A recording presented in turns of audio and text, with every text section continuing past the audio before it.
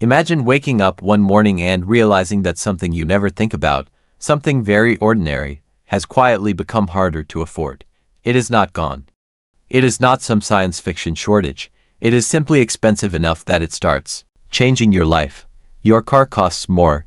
Your groceries slowly rise. Your rent goes up again because building materials just got more expensive, and no one ever comes out and explains why.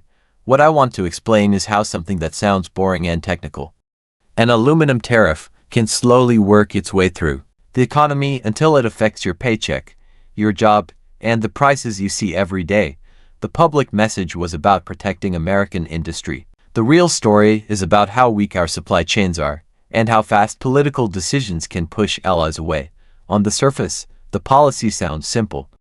The United States placed high tariffs on imported aluminum, raising them so much that buying metal from other countries suddenly became far more expensive. The reason given was familiar: national security, strong domestic production, economic independence. You have heard this argument many times, and at first it makes sense. If imports cost more, American producers should do better. But that idea only works if the country can produce enough aluminum on its own. And that is the part many people missed. The United States does not make enough aluminum to meet its own needs. It never really has. For years, the system worked because imports filled the gap, especially from Canada, which has cheap electricity and large aluminum plants. Aluminum flowed into the US, factories stayed supplied, and prices stayed fairly stable. What changed was not nature or technology, it was government policy.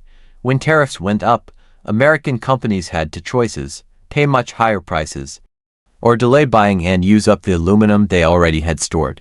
Like most businesses facing uncertainty, they waited, they slowed purchases, they used their reserves. For a while, this hid the problem, but stored supplies do not last forever. Once they are gone, the problem becomes impossible to ignore. When those reserves ran out, the aluminum market did not adjust smoothly. Prices jumped, supply tightened, the system broke. This is where it helps to understand how markets really work. Businesses do not reward loyalty, they reward stability. When suppliers see sudden tariffs, risky contracts, and political uncertainty, they do not stay out of friendship. They protect themselves. Canadian producers did not want to harm the US. They simply saw risk, and when Europe offered a more stable and tariff-free option, the decision was easy. While American politics were focused inward, trade partners were making practical moves. They changed shipping routes, they signed new contracts, they built relationships that did not depend on US policies. And once those relationships are built, they do not disappear overnight. Supply chains are hard to rebuild once they are broken. So, this is not just an aluminum problem.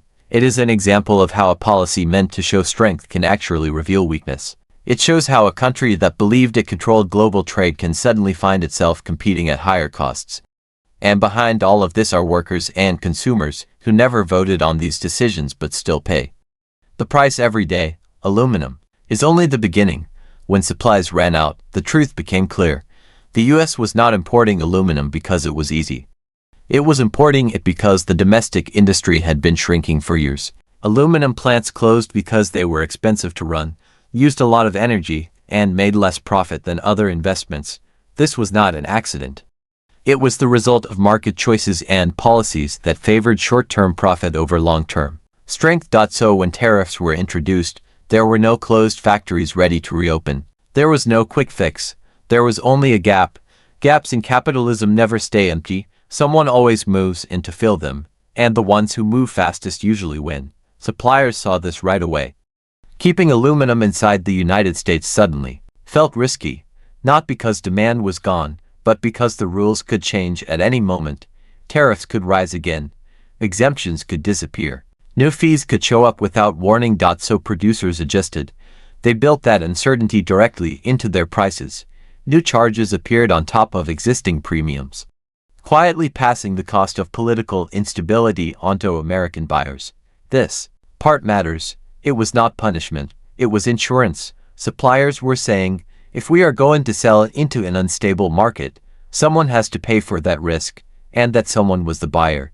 The result was simple and painful. Aluminum in the United States became more expensive than almost anywhere else in the world. not just a little higher, but clearly out of line with global prices. And once that happens, every industry that depends on aluminum feels it at the same time. Automakers, construction companies, food packaging, electronics. If you work in or around any of these industries, this is not theory. Higher material costs squeeze profits. When profits get squeezed, layoffs are discussed sooner, investments are delayed, wages stop growing, prices rise. This is how a trade policy sold as protection slowly turns into a tax on workers and consumers. At the same time, Canada made a move that made perfect sense. Canadian producers did not stop making aluminum. They just sent less of it to the United States. Europe, dealing with its own supply concerns and looking to rely less on China, offered a safer option. Trade agreements were already in place. Tariffs were lower or did not exist at all. Rules were clearer, so shipments started moving east instead of south. What used to be an almost automatic flow into the United States quickly turned into a more spread export strategy. This is where long-term change begins. When producers invest in new shipping routes, new customers, and new regulatory systems, those choices create momentum. Even if tariffs were cut tomorrow, there is no guarantee everything would go back to how it was. Why would it? Suppliers had learned that depending too much on one market exposes them to sudden political swings. While all of this was happening, the public conversation in the United States barely touched the real economics. Attention drifted to personalities, leaked calls, and political drama. That distraction matters. Policy does not pause while people argue on television. While one side was fighting for attention, the rest of the world was quietly adjusting. European officials were not watching cable news. They were planning. They were calculating how much instability their industries could handle and how long they were willing to accept it. This is how power actually shifts in the global economy. Not through loud speeches or dramatic announcements, but through slow, careful decisions made by companies and governments trying to protect themselves from risk. And once that shift starts, it rarely announces itself. You feel it instead, in higher prices, in weaker bargaining power, in the sense that everyday life feels a little harder than it used to.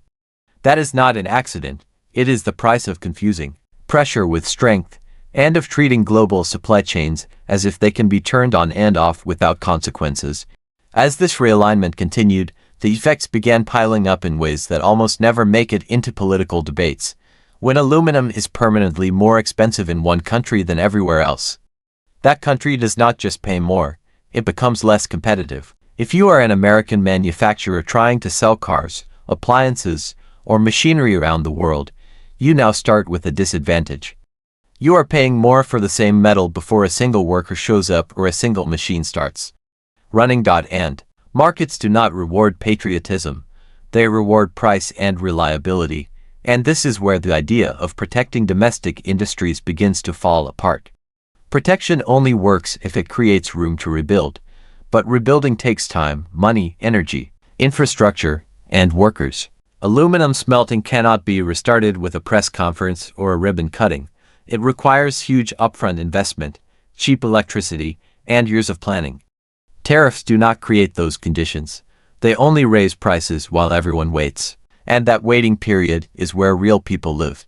That is where small suppliers struggle. That is where communities feel the pressure long before any promised benefit ever shows up. At the same time, large companies and financial institutions adjusted faster than anyone else. They always do. Companies with global operations looked for supplies outside the United States. Some accepted higher costs for a while. Others passed those costs straight to consumers. Some moved production abroad. Not because they wanted to leave American workers behind, but because the numbers no longer made sense. When policy creates uncertainty, money can move quickly, workers cannot. What is especially telling is how quickly longtime allies began to rethink the United States as a trading partner. For decades, access to the American market was seen as worth almost any compromise. That belief is fading. When tariffs can jump overnight and political incentives favor disruption, stability disappears. And in global trade, stability is everything. When it goes, trust goes with it. You can see this shift in how European leaders now talk about economic security, not just trade. That change in language matters. It signals a move away from seeing the United States as the center of the system. Instead, It becomes just one player among many, and not always the easiest one to work with. For American workers, this is not about foreign policy theory. It is about whether employers see the United States as a reliable place to invest long-term, or as a risky cost that needs to be managed around. Here is the uncomfortable truth that is rarely said plainly. Tariffs like these often help a very small part of the economy while spreading the costs across everyone else. A few domestic producers may enjoy higher prices, but millions of workers and consumers pay more without seeing higher wages or greater security. This is not a mistake. It is how the policy is designed. And if this story sounds familiar, it should. We have seen it before: steel, semiconductors, energy. Each time, the promise is national strength. Each time, the result is higher costs and newly exposed weaknesses. Aluminum simply makes the process easier to see because it is tied into so many everyday products. Once you notice it here, it becomes hard not to notice it elsewhere. At this point, it is worth asking who actually had the power to shape this outcome, and who simply had to live with it. One of the most misleading ideas in trade debates is that countries act as one unified voice. In reality, choices are made by a small group of political leaders and institutions, while the risks and costs are spread across millions of people who never get a say. When tariffs are announced, executives can hedge, traders can change routes, governments can negotiate. Workers cannot hedge their rent. Families cannot reroute their grocery bills. Large producers and global companies behaved exactly as a profit-driven system expects them to behave. They reduced risk. They added extra charges. They shifted away from unstable markets. None of this required bad intentions. It required spreadsheets. That is why this matters.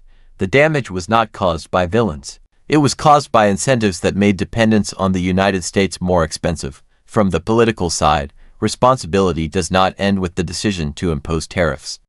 It includes failing to think through the ripple effects and assuming markets will simply obey political demands. They do not. Markets work around obstacles. And when policymakers ignore that reality, they are not challenging capital. They are often giving it new ways to make money while pushing the costs onto the public. You could see this almost immediately in how extra fees and premiums appeared. These charges were not debated in Congress. They were not voted on. They were added contract by contract, quietly, legally, and with real consequences. This is a kind of private rulemaking that most people never notice until the bill shows up. And by then, there is no leverage left. The aluminum case is especially revealing because it also affects diplomacy. Allies do more than trade goods. They share expectations. When those expectations break, cooperation weakens in quiet but serious ways. When European officials began signaling fatigue, they were not just talking about higher prices. They were saying their industries and workers could no longer absorb shocks created somewhere else. That is how retaliation really begins, not with dramatic announcements, but with new risk calculations and backup plans. This matters to you because it shapes the world you work and live in. If the United States comes to be seen as an expensive and unpredictable place to do business, investment choices change, supply chains shift or shorten, jobs become less secure. And none of this needs a big headline saying the rules have changed. They simply have. This is the deeper lesson of the aluminum crisis. It shows that in modern capitalism, power is used less through control and more through the ability to leave. Those who can move money, production, or contracts gain leverage. Those who cannot, workers and communities, absorb the shock. When policy speeds up that imbalance instead of fixing it, the outcome looks exactly like what we are seeing. Once you see this pattern, it is hard to treat the aluminum crisis as a one-time mistake. It looks more like a clear example of how risk is pushed downward in today's economy. Political leaders make bold announcements. Markets reprice instantly. Corporations adjust. And the uncertainty settles on the people with the least ability to adapt. That is not accidental. It is how a system works when flexibility is a privilege, not something everyone shares. There is also a deeper irony worth noticing. Tariffs are often sold using the language of strength and independence, but what actually appeared was a clearer picture of dependence. The United States did not become more self-sufficient. It became more exposed. When imports slowed, domestic production did not rush in to fill the gap. Instead, everyone competed for limited supply at higher prices. That is not strength. That is fragility with confidence. This fragility shows up in small, connected ways. Higher construction costs lead to fewer homes being built. Fewer homes mean tighter rental markets. Tighter rental markets push rents higher. Higher rents make it harder for workers to move, which weakens their bargaining power. That chain does not start with landlords or tenants. It starts with policy-driven input costs. The same pattern applies to food packaging, transportation, and consumer goods. Aluminum does not stay in one place. It moves through the economy, quietly adding cost everywhere it goes. On the global level, these shifts build momentum of their own, as Canada and Europe deepen their trade ties. They are doing more than exchanging metal. They are aligning rules, building trust, and forming habits of cooperation that can spread into other areas: energy, technology, industrial policy. Each successful deal makes the next one easier. At the same time, the United States risks becoming the country others plan around rather than plan with. This is why analysts worry about spillover. If aluminum can be redirected this fast, what about steel, batteries, key parts for clean energy, or advanced manufacturing? Once a country is seen as politically unstable, suppliers protect themselves by reducing exposure everywhere. That does not mean total abandonment. It means being pushed to the back of the line. And in a competitive global economy, that is expensive. I want to be clear. None of this means trade policy does not matter, or that domestic industry should be ignored. It means the opposite. Rebuilding real capacity takes planning and coordination, not sudden shocks. It takes energy policy, labor policy, infrastructure, and time. Tariffs by themselves are a blunt tool. Used without a plan, they do not create strength. They expose where strength is missing. For those of you working in manufacturing, logistics, construction, or any industry that depends on these metals, what you are feeling is not just personal experience, it is structural. When costs rise and planning becomes unstable, you are feeling the system adjust around decisions you never made. Recognizing that is the first step toward asking better questions about who policy is really meant to serve, and who ends up carrying the risk. When you step back, the aluminum crisis stops being about one tariff or one administration. It becomes a warning sign. It shows what happens when economic policy is driven by symbolism instead of reality. You cannot declare supply chains into existence. You cannot threaten your way into resilience. And you cannot ignore the fact that capitalism is very good at exploiting the gap between intention and outcome. What worries many economists is not only the immediate rise in costs or the tension with allies, but the example it sets. If global producers learn that the United States is willing to take extreme actions without building matching capacity at home, they will plan around that. Over time, access to the U.S. market becomes conditional, not foundational. That weakens influence, not because anyone planned it that way, but because reliability is the real currency of power in a global economy. For everyday people, this loss of reliability shows up in a simple way. Life feels more expensive and less secure. Even when headlines say the economy is strong, that gap creates distrust. It makes workers cynical about promises. It fuels anger that gets aimed at immigrants, foreign countries, or other workers, instead of at the structures that are actually raising the cost of living. That, too, is part of how the system functions. There is another path, but it is slower and less dramatic. It treats industrial policy as long-term public investment, not short-term pressure. It accepts that markets alone will not rebuild domestic capacity without clear support and incentives. It works with allies instead of using them as leverage. None of this fits neatly into a sound bite, but it is how real resilience is built. So when you hear that global trade is shifting, that supply chains are being rearranged, and that America feels more expensive and unpredictable than it used to, understand this is not fate. It is the result of choices. Choices about how power is used, who carries risk, and whether policy is designed to look strong or to actually work. The aluminum story matters because it is not over. It is a preview. The same forces are already at work in energy, technology, and the materials needed for climate transition. The real question is whether we learn from this or repeat it, whether we keep mistaking disruption for strategy, whether we demand policies that reduce risk for the many instead of increasing it for the few. If you want to keep thinking through these questions, stay engaged. Share how this connects to your work or your community. pass it along to someone who believes tariffs are simple solutions. And if this kind of analysis is useful to you, keep following it, because understanding how capitalism actually works is the first step toward changing how it treats the people living inside it. What lingers after all of this is not just aluminum. It is trust, trust between governments, trust between companies and workers, trust that when leaders say they are protecting you, that protection is real, not just words. Once that trust is damaged, rebuilding it is far harder than raising a tariff. Markets remember instability. Supply chains remember shocks. Workers remember who was left exposed when things went wrong. It is tempting to look for villains or heroes, to turn this into a story about nations or personalities. But that misses the harder truth. The system behaved exactly as it was built to behave. Money moved towards stability. Risk was priced and passed on. Those with flexibility adjusted. Those without it absorbed the impact. That is not an opinion. It is a description, and descriptions matter, because they show us where change might actually work. If this leaves you uneasy about the future, that reaction makes sense. Aluminum is not rare or exotic, it is basic. If something this fundamental can cause such fast disruption, imagine what lies ahead as we move deeper into energy transition, advanced manufacturing, and climate-limited supply chains. These are not distant possibilities, they are active pressure points, and how we respond to this moment will shape how ready we are for the next one.